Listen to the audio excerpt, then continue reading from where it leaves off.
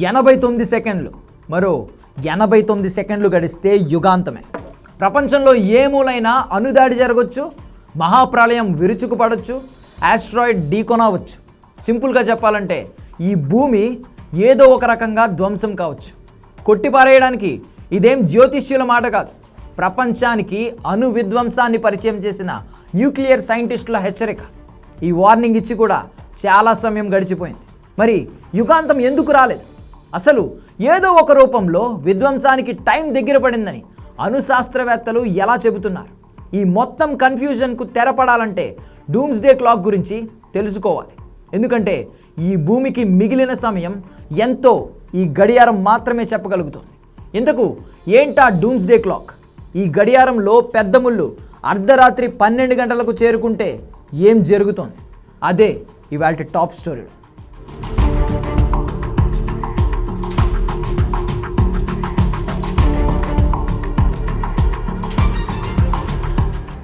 Time తెలియాలంటే గడియారం చూడాలి, కానీ ఈ భూమి మీద మనకు మిగిలిన టైం ఎంతో తెలియాలంటే ప్రపంచానికి అణు విధ్వంసాన్ని పరిచయం చేసిన రాబర్ట్ ఓపెన్హైమర్ మరికొందరు అమెరికన్ సైంటిస్టులకి చాలా ఏళ్ల క్రితమే ఈ ప్రశ్న ఎదురైంది.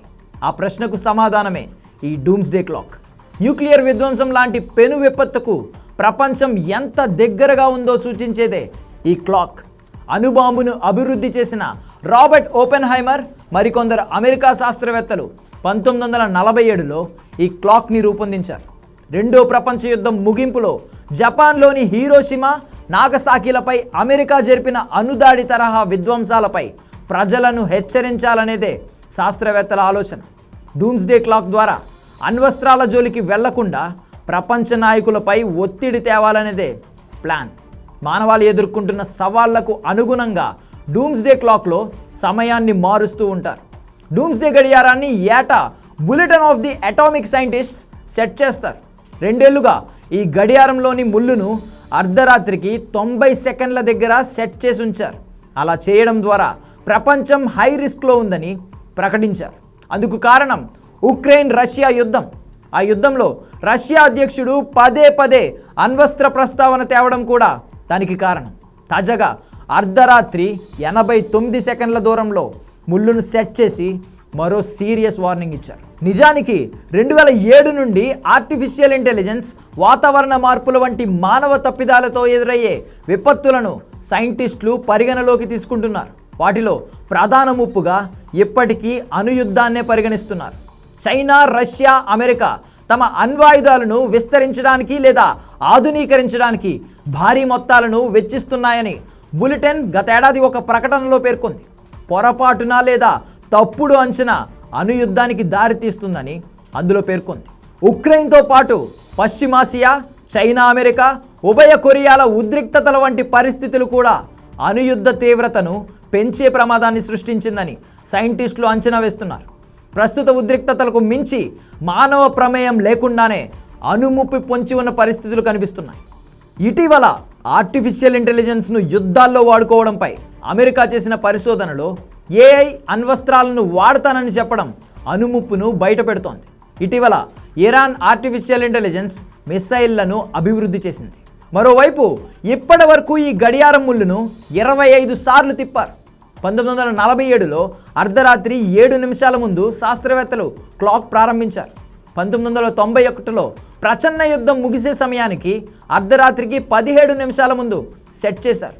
2 ఏళ్లుగా అర్ధరాత్రికి 90 సెకండ్ల దగ్గర ఉన్న ఈ ముళ్ళును తాజాగా 89 సెకండ్ల దగ్గర సెట్ చేశారు. అంటే ప్రపంచం ఎంత హై రిస్క్లో ఉందో అర్థం చేసుకోవచ్చు. దశాబ్దాలుగా ఆయుధ నియంత్రణ ఒప్పందాలు జరుగుతున్నప్పటికీ ప్రపంచవ్యాప్తంగా ఇప్పటికీ 13,000 న్యూక్లియర్ వార్ హెడ్లు ఉన్నాయి. వాటిలో 90% రష్యా, అమెరికా దగ్గరే ఉన్నాయి. ఆ తర్వాత Britain, France, China, Bharat, Pakistan, ఉత్తర కొరియా అణుశక్తులుగా మారాయి. ఇటీవల వరుస క్షిపణి ప్రయోగాలతో కిమ్ రచ్చిపోతున్నారు. ప్రస్తుతం ఇరాన్ అణ్వస్త్రాలు అందుకోవడానికి సిద్ధంగా ఉంది. పైగా ఇప్పుడున్న అణ్వాయుధాల్లో చాలా వరకు హిరోషిమా, నాగసాకిలను నాశనం చేసిన వాటి కంటే చాలా రెట్లు శక్తివంతమైనవి. అలాంటి అణ్వస్త్రాలు పేలడం మొదలు పెడితే భూమి మీద జీవం బ్రతికి బయటపడడం అసాధ్యం. అందుకే అణుయుద్ధాన్ని యుగాంతంతో పోల్చేది. యుగాంతానికి పెద్దగా టైం లేదని చెప్పడానికి అనుభయాలే అవసరం లేదు. విపరీత వాతావరణ పరిస్థితులు కూడా ఆ రిస్క్ను బయటపెడుతున్నాయి. 2023 చివరిలో గ్లోబల్ ఫుడ్ ప్రింట్ నెట్వర్క్ ఓ నివేదిక ఇచ్చింది. ఆ నివేదిక ప్రకారం 2023 ఆగస్టు 2వ తేదీతోనే ప్రపంచ వాతావరణ బడ్జెట్ ఖర్చు అయిపోయింది. అంటే భూగోళానికి ఉన్న పర్యావరణ వనరుల సామర్థ్యం అంతవరకేనన్నమాట. దీన్నే ఎర్త్ ఓవర్ షూట్ డే అని కూడా పిలుస్తున్నారు. ఇక ఆగస్టు 3 నుండి మనం వాడేదంతా భూమి తన మూలుగును కరిగించుకుంటూ కష్టంగా సమకూర్చే అప్పు మాత్రమే. కానీ ఇలా ఎంతకాలం మనకు భూమి ఇవ్వగలదు? అలా ఇవ్వలేని రోజే యుగాంతం జరుగుతోంది. ఇటీవలే దాని తాలూకా పరిస్థితులే ప్రపంచవ్యాప్తంగా దర్శనమిస్తున్నాయి. ఎప్పుడూ లేనంత ఉష్ణోగ్రతలు, కుండపోత వర్షాలు, భూకంపాలు, కరువు కాటకాలు. ఈ ప్రకృతి వైపరీత్యాలన్నీ మనం పర్యావరణ వనరుల్ని అతిగా కొల్లగొడుతున్న ఫలితమే. ఈ పరిణామాలను బేస్ చేసుకునే డూమ్స్డే క్లాక్ ప్రపంచాన్ని హెచ్చరిస్తోంది.